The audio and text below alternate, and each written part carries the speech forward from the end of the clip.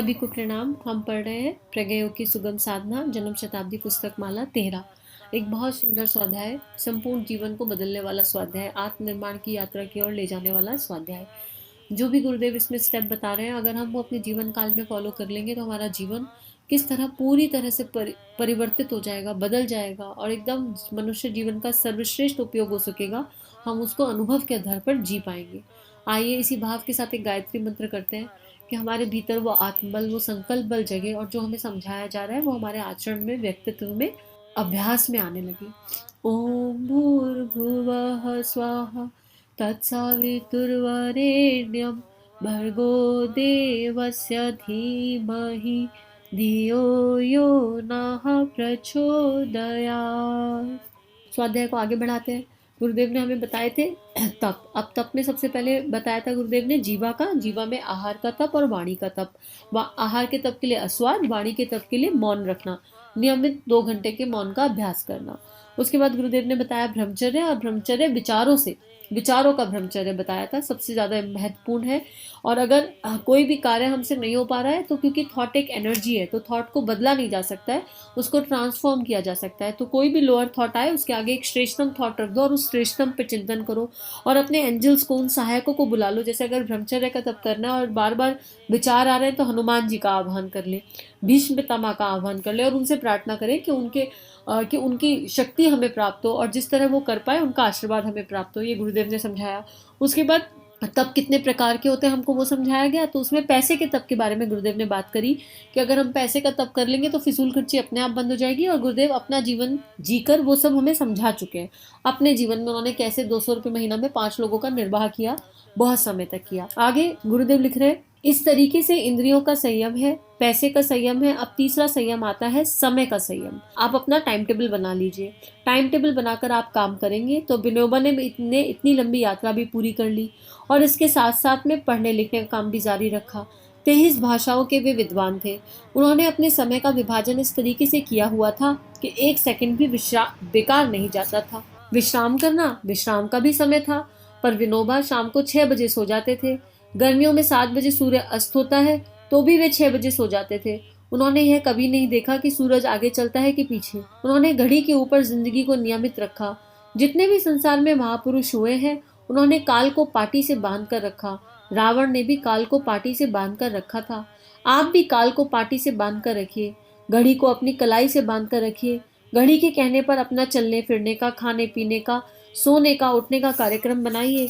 अपना समय भी आपके अधिग्रस्त हो जाएगा। समय आपका अस्त व्यस्त नहीं जाना चाहिए। ऐसा ना हो कि समय को आप बेसिसल और बेहिसाब खर्च करें। समय का निग्रह है, समय निग्रह है यह, समय का निग्रह है ये। अब यहाँ हम सबको पता है जीवन समय है और हम में से किसी के पास अपने 24 घंटे का हिसाब नहीं होगा। पता ही नहीं है 24 घंटे में से 5-6 घंटे कहाँ बीत जाते हैं। एक बार मोबाइल उठाया, व्हाट्सएप पे गए तो 5 मिनट के लिए उठाया था, 15-20 मिनट खर्च करके निकल रहे हैं। एक बारी सोशल मीडिया, सोशल प्लेटफॉर्म खोले तो पता ही नहीं है। एक बारी टीवी खोला, एक सीरियल देखने बैठे थे, 4 देख के खत्म हुए। तो हम में से बहुत ही रेयर, विरले ऐसे पुरुष होंगे, ऐसे लोग होंगे, जो चेतनाएं होंगी जिनको बिल्कुल समय के एक एक पल का पता है। और अगर कोई है तो उनकी चेतना को नमन। लेकिन अब हमको ये तो पता है कि हमको अपना समय सुनियोजित करना है, क्योंकि जीवन का एक एक पल बीत रहा है, मतलब समय बीत रहा है, समय ही जीवन है। तो हम टाइम टेबल बनाए, रियलिस्टिक टाइम टेबल। और किस समय में क्या करेंगे इससे ज़्यादा अच्छा है हम अपनी प्रायोरिटीज बनाए दिन भर की। एक टाइम टेबल होता है, इस टाइम पर मैं ये काम करूंगी या करूंगा।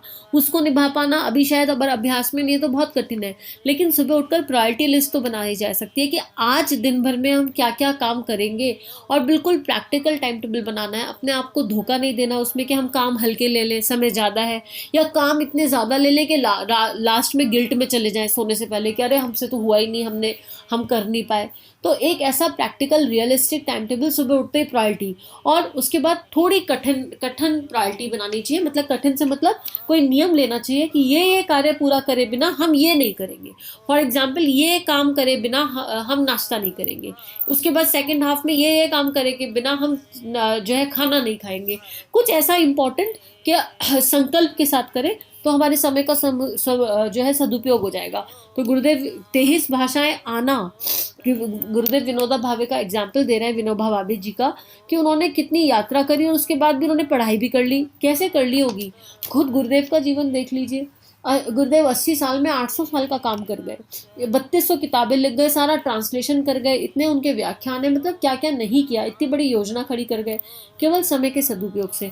तो गुरुदेव हमको यही बोल रहे हैं कि समय संयम अगर कर लिया तो पूरा जीवन संयमित हो जाएगा। आगे समय संयम के बाद आता है विचारों का निग्रह।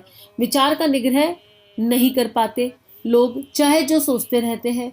रात को सोते हुए आंख खुल गई तो जाने कहाँ कहाँ के विचार कर रहे हैं, किस तरह के विचार कर रहे हैं, असंभव बातों के भी विचार कर रहे हैं। रात को सिनेमा देखा था, फला औरत देखी थी, कैसी है, अच्छी है, उसकी हम चाह रखते हैं, हम उसका ऑटोग्राफ लेकर आएंगे। अरे बाबा, कहाँ से ऑटोग्राफ लेकर आएंगे, वहां तक का किराया तो दे नहीं पाएंगे, फिर ऑटोग्राफ कैसे लेकर आएंगे।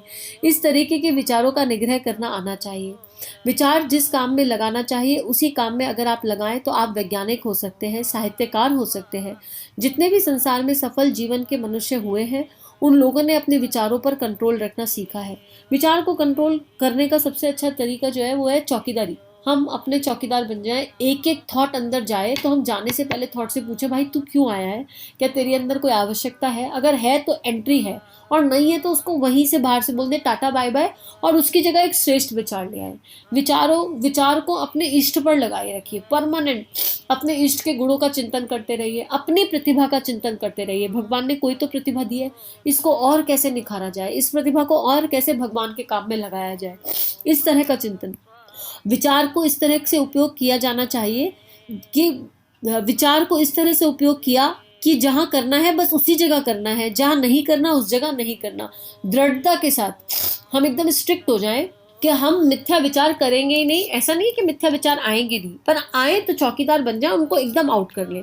मन के ऊपर नियंत्रण करने की यही विधि है कि विचारों को अस्त व्यस्त ना होने दे, विचारों को काम में लगा दे। आप अस्त व्यस्त है, कहीं घूमने के लिए विचार बन रहा है तो वहां से हटाइए, और जो आपके पास ढेरों की ढेरों समस्याएं हैं उनके ऊपर लगाइए। बच्चों को कैसे पढ़ाएंगे, धर्म पत्नी का स्वास्थ्य कैसे अच्छा करेंगे, अपने जीवन को भी ठीक कैसे बनाएंगे, इस तरह की योजनाएं बनाने में, विचार करने में विचारों को लगने दीजिए। जब खाली समय हो तब, और जब खाली समय नहीं है तब अपने आप को सम्मान का प्रश्न बनाकर कि सारे मन को उसी टाइम में लगा दीजिए। मन को 1 मिनट खाली मत रहने दीजिए। मतलब गुरुदेव बोल रहे हैं अपने आप को पैक कर लो, श्रेष्ठतम कार्यों में खुद को इतना बिजी कर लो, इतना बिजी कर लो, व्यर्थ के कार्यों में नहीं, श्रेष्ठतम कार्यों में। ये नहीं कि टीवी देखने बैठ गए, इंटरनेट सर्फिंग करने बैठ गए, नहीं, बिल्कुल अपने आप को जो टाइम का इन्वेस्टमेंट होना चाहिए, स्पेंड नहीं होना चाहिए। बेसिकली ये है कि हम जो भी समय खर्च कर रहे हैं, इन्वेस्टमेंट्स पे रिटर्न्स होते हैं, लेकिन टाइम स्पेंड करेंगे तो उस पर कोई रिटर्न्स नहीं मिलने वाले, वो वेस्टेज है। तो टाइम इन्वेस्ट करना सीख जाएं अगर हम, तो सब कुछ अपने आप हो जाएगा। मोस्ट ऑफ द टाइम हमारे विचार कहाँ चलते हैं, थर्ड पार्टी पर। किसी ने परसों कोई बात कही थी और वो जो थर्ड पर्सन था वो तो कह के निकल गया, हम वहीं हटके पड़े, अरे उसने तो हमको भला बुरा कहा था, XYZ कहा था। तो आपको लग गया क्या, आप क्यों उसका चिंतन कर रहे हैं, क्षमा कीजिए और आगे बढ़िए। मोस्ट ऑफ द टाइम हमारे विचार इस तरह की चीज़ों में भी खर्च हो जाते हैं। तो चौकीदार के जैसे चलेंगे, बड़ा अलर्ट रहकर चलेंगे, और ये एक बहुत बड़ी जिम्मेदारी है और जिसे हम सभी निभा सकते हैं। तो गुरुदेव लिख रहे हैं, आप इस काम को जिम्मेदारी समझकर अपने हाथ में ले लीजिए और आप ये जिम्मेदारी अच्छे से निभा सकते हैं। जब आप ये जिम्मेदारी निभा लेंगे तो फिर देखिए आपका काम कैसा बढ़िया, कैसा शानदार और कैसा खूबसूरत हो जाएगा। तो जिसमें विचार संयम, समय संयम, इंद्रिय संयम, सब कुछ ये सारे संयम जीवन में आ गए तो जीवन अपने आप ऑर्गेनाइज्ड हो जाएगा, डिसिप्लिन हो जाएगा। और एक डिसिप्लिन लाइफ कितनी खूबसूरत होती है ये बताने की आवश्यकता नहीं है। अब गुरुदेव आगे लिख रहे हैं कि जिसने ये सारे संयम कर लिए, विचार का संयम, इंद्रियों का संयम, पैसे का संयम और ब्रह्मचर्य, वाणी का संयम, ये सब कुछ जिसने कर लिया उसका तप सद गया और वो तपस्वी है। तपस्वी कौन है? हम जब तपस्वियों को देखते हैं तो क्या उनका स्वरूप होता है? यही होता है। इसकी शुरुआत करने के लिए आप जीभ से और कामेंद्रियों से काम वासना के विचार और स्वाद के विचार, इन दोनों को निकालने से शुरू करें। अब स्टेप 1 क्या है? स्टेप 1 है अस्वादवत, जो गुरुदेव ने स्टेप पे बताया।